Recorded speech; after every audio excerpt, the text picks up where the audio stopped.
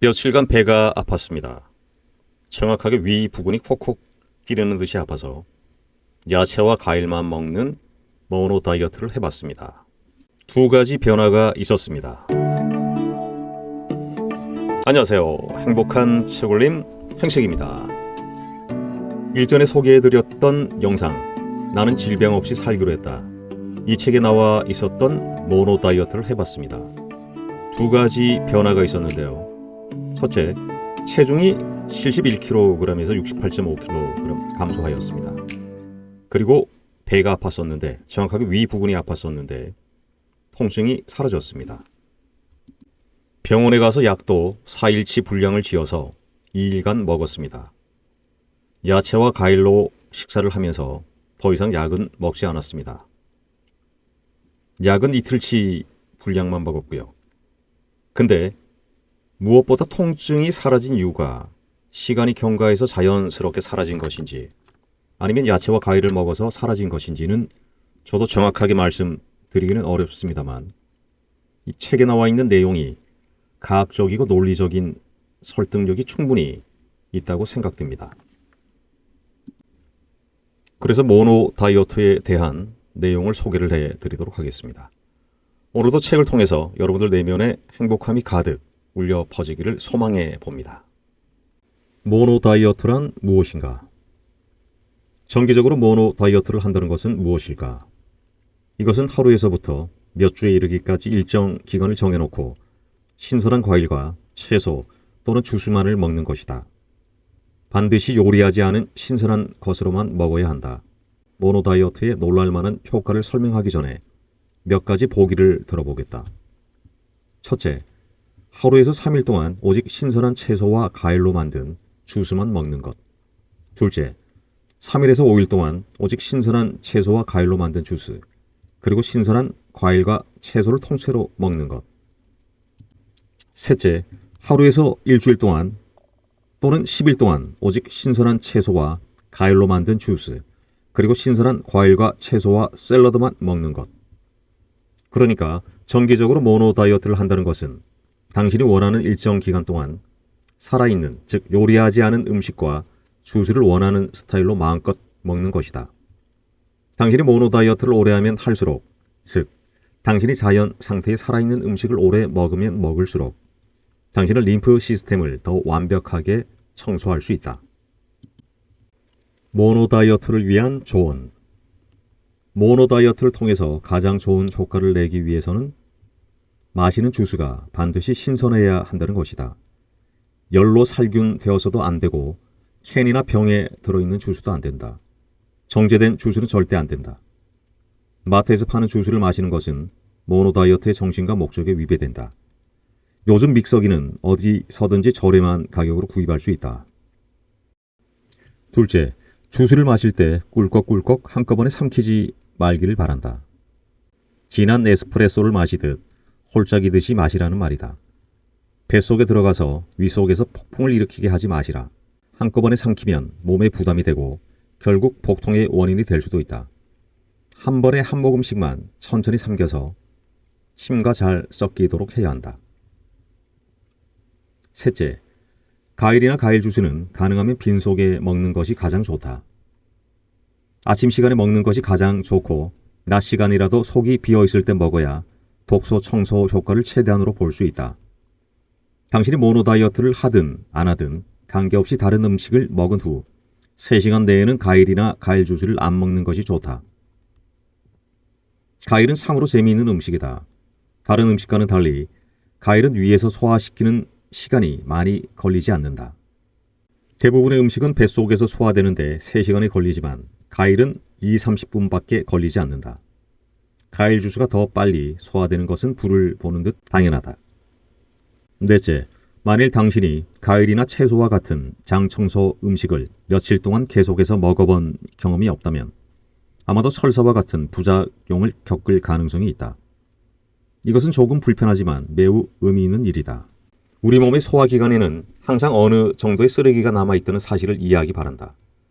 갑자기 위속으로 90% 정도의 수분을 함유한 장청소 음식들이 들어온다면, 그것도 며칠 동안이나 계속해서 과일과 채소가 장을 청소한다면 장벽에 남아있는 불순물들을 씻어서 밖으로 배출하는 것이 당연한 일이라 생각하시라.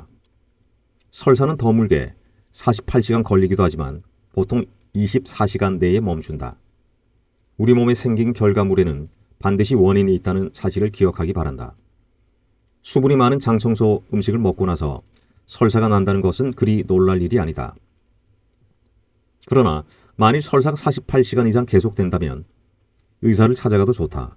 그러나 나의 오랜 경험으로 말한다면 장청소 음식을 먹어서 생기는 설사는 결코 경고음이 아니다. 다섯째, 모노 다이어트 기간 동안 먹는 음식이 너무 제한적이어서 생활에 필요한 에너지가 너무 적은 것이 아닌가 하고 생각하기 쉽다. 그러나 정답은 정반대다. 이 기간 동안 에너지가 치솟을 것이다. 내가 장담한다. 모든 동물은 음식을 소화시키는데 엄청난 에너지를 소비한다는 사실을 꼭 기억하기 바란다. 당신이 요리하지 않은 음식을 먹었기 때문에 소화에 필요한 에너지가 아주 작은 음식만을 먹었기 때문에 그래서 에너지가 치솟는다. 모노 다이어트를 실천해 본 사람들이 이구동성으로 말하는 살면서 가장 에너지가 넘치는 시간이었다라는 것이다. 여섯째, 한 번도 요리하지 않은 살아있는 음식을 일정 기간 동안 먹어보지 않은 사람들의 많은 걱정은 배고프지 않을까요? 나는 배고프면 아무것도 할 수 없어요 라는 것이다. 나도 당신이 이런 생각을 하는 것은 이해한다. 나도 그런 생각을 했었기 때문이다. 그러나 그런 일은 절대로 발생하지 않는다. 당신은 이런 일을 겪어봤을 것이다. 가령 식탁에 앉아서 차려진 음식을 맛있게 모두 먹었다. 배도 부르고 아주 만족했다. 그런데 시간이 지나서 배가 부른데도 불구하고 뭐 먹을 것이 없나 하고 부엌 여기저기를 기웃거려 본 적이 있을 것이다. 그 이유는 알지 못하지만 내가 지금 뭐 하는 거지? 먹을 만큼 먹었고 배가 부른데 말이야. 라는 생각을 해본 적이 있을 것이다. 무엇을 먹어야 할 것 같은 느낌 말이다. 만일 과거에 이런 생각을 해보았다면 그 이유는 이렇다. 인간의 몸에서 그런 욕구를 가지게 하는 생리학적인 이유를 말이다. 우리의 뇌에는 식욕 조절 중추라는 메커니즘이 기본적으로 깔려 있다. 이것이 우리의 식욕을 조절한다. 이 식욕 조절 중추는 끊임없이 우리 몸을 모니터링하면서 영양분이 충분한지 아닌지를 확인하는 작업을 수행한다. 만일 충분하면 조절 작용은 멈춘다. 그러나 영양분이 부족하면 식욕 조절 중추가 우리에게 더 먹으라고 알람을 울린다. 우리 몸이 필요한 영양분을 다 먹고 나서야 그 알람 소리가 줄어든다. 그러나 명령에 따라 먹었음에도 불구하고 알람이 계속 울리는 이유는 무엇일까? 짐작하시는가? 그렇다. 당신이 계속해서 먹어대는 음식이 지나치게 요리되어 있고 지나치게 가공되어 있기 때문이다. 그 음식들은 요리 과정과 가공 과정에서 자연 상태가 파괴되었고 영양분이 손실되었기 때문이다. 배가 부른데도 계속해서 더 먹으라고 알람이 울리는 것은 음식의 양이 문제가 아니라 영양분의 문제라는 말이다. 우리의 현명한 몸은 이것을 너무도 잘 알고 있다. 그래서 당신이 매일 저녁 남산만한 배를 부여잡고 부엌 찬장에 누워서 잠자는 스낵을 깨우고 냉장고에 아이스크림을 찾아 헤매는 것이다. 아직 끝나지 않았기 때문이다. 당신이 모노 다이어트를 하게 되면 몸이 원하는 영양분을 넘치도록 충족시켜준다. 당신은 자연에서 온 것을 그대로 먹기 때문에 거기에는 부족한 것이 없다. 불을 가해서 효소를 파괴하지도 않았고 요리를 하면서 미네랄을 제거하지도 않았다. 살아있는 몸의 관점에서는 살아있는 음식을 먹으니 원하는 명문대에 합격한 것처럼 기분이 날아갈 듯 좋아지는 것이다. 연속해서 며칠 먹으면 그동안 한여 취급을 받았던 몸이 황제의 대접을 받게 되었으므로 최상의 컨디션이 된다. 이런 상황이 되면 식욕 조절 중추는 더 이상 더 먹으라는 알람을 울릴 필요가 없어진다.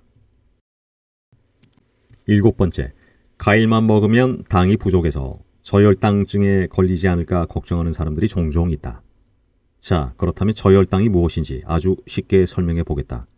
우리의 뇌는 혈류 속에 당이 충분한지 끊임없이 모니터링한다. 무엇이 충분하지 못할 경우 뇌는 알람을 울린다. 초조감, 불편함, 게으름 등의 형태를 통해 알람을 울린다. 과일 속에 있는 가당은 포도당으로 전환되어 다른 성분보다 빨리 혈류 속으로 들어간다. 만일 당신이 저혈당증이 있다면 과일을 먹는 즉시 식욕 조절 중추가 이 증상을 멈추게 할 것이다. 단언컨대 저혈당에 과일보다 좋은 음식은 없다. 증상을 가라앉히기 위해서 더 자주 과일을 먹을 필요가 있다. 전혀 문제가 없다. 당신이 호모사피엔스에 속하는 종이라면 모노 다이어트를 하는 중에 전능하신 식욕 조절 중추의 모든 것을 맡겨보시라. 당신은 먹고 싶은 것을 마음껏 즐길 수 있다. 8번째, 모노 다이어트 기간에는 반드시 자연 상태에 요리되지 않은 음식을 먹어야 한다. 그렇다면 견과류는 어떨까? 견과류가 자연 상태라면 허락한다. 그러나 이것도 조심해야 할 필요가 있다. 견과류는 아주 농축된 음식이라서 가식하기 쉽다. 하루에 한 번이라면 아몬드의 경우 10에서 12개 정도로 충분하다. 그 이상이면 소화기관이 힘들어한다. 나의 경우 생견과류를 먹을 때마다 오이나 샐러드와 함께 먹는다. 맛도 좋을 뿐 아니라 오이나 샐러드는 수분이 많아서 소화를 편하게 해준다. 견과류에는 지방이 지나치게 많지 않느냐는 질문이 있을 수 있다. 우리가 앞에서 대화를 나눈 것처럼 지방은 몸에 필수다. 지방이 없다면 인간은 죽는다. 사실 비타민 A, D, E, K는 지방이 있어야만 분해된다. 지방이 음식에 존재해야 하는 이유다. 문제는 그 지방이 어디에서 나온 지방이냐는 것이다. 각종 씨앗이나 견과류에서 나온 지방이 범인이 아니라 동물성 식품에서 나온 지방이 범인이라는 말이다. 9번째, 만일 당신이 일주일 이상 모노 다이어트를 한다면 요리하지 않은 음식, 즉 샐러드, 주스, 과일, 스무디, 채소 등의 약간 요리한 음식을 추가하면서 길게 이어가고 싶을 것이다. 이럴 경우 일주일 이상 장기간일 때는 약간의 나물 정도로 허락할 수 있다. 살짝 쪄낸 채소를 샐러드에 넣으면 장 청소에 큰 방해가 되지 않으면서 포만감도 줄 수 있기 때문이다. 채소는 무엇이라도 좋다. 브로콜리, 양배추, 호박 등을 쪄낸 다음 샐러드에 넣고 드레싱을 약간 뿌리면 맛도 좋고 만족감도 줄 것이라 믿는다. 3, 4일 정도 짧게 모노 다이어트를 할 경우 나물 종류를 추가하지는 말 것을 부탁드린다. 10번째, 5일 이상 모노 다이어트를 할 경우 마지막 하루나 이틀은 매우 조심해야 한다. 단식 후에 조절식을 먹듯이 해야 한다. 오래 굶었으므로 아주 가볍게 먹는 조절식처럼 아주 무거운 음식을 먹으면 몸에 이상이 올 수 있다는 말이다. 오랫동안 가볍고 맑은 음식에 적용했기 때문에 너무 갑자기 무거운 음식을 먹으면 몸이 당황한다.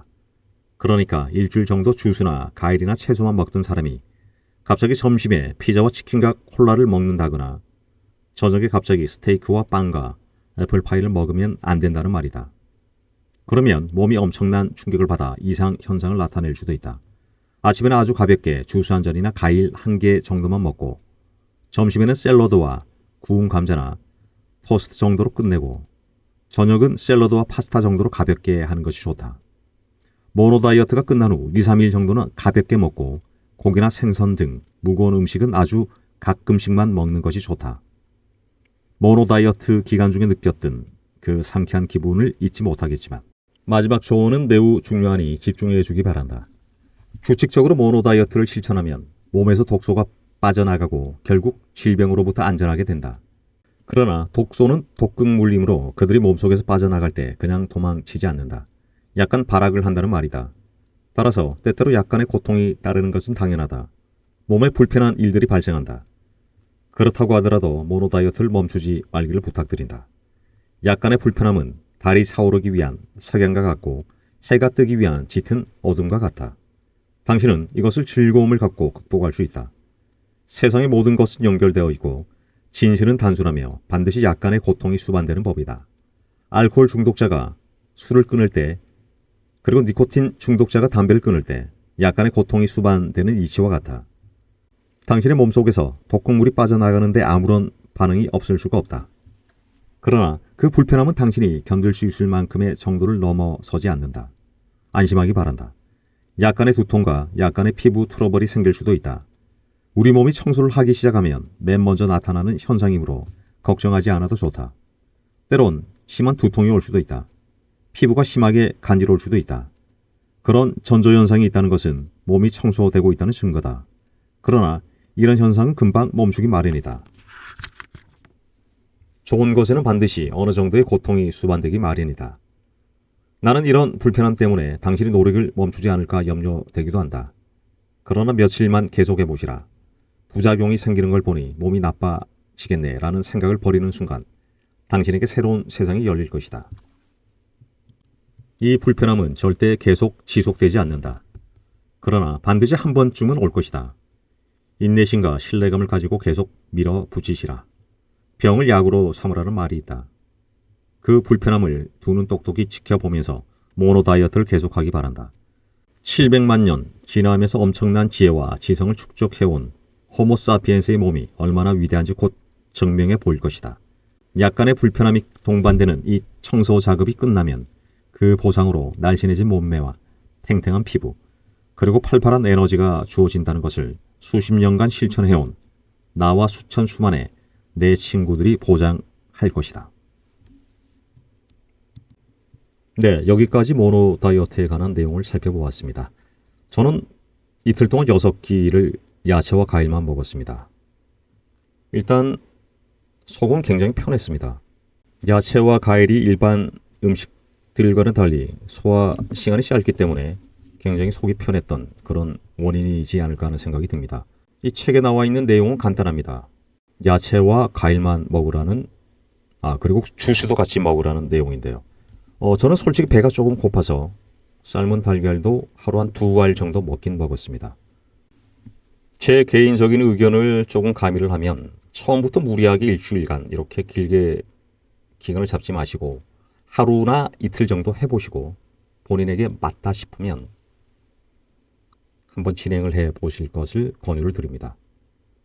또 개인적인 편차가 있기 때문에 무조건 맹시는 절대 금물입니다. 오늘도 함께 해주셔서 고맙습니다.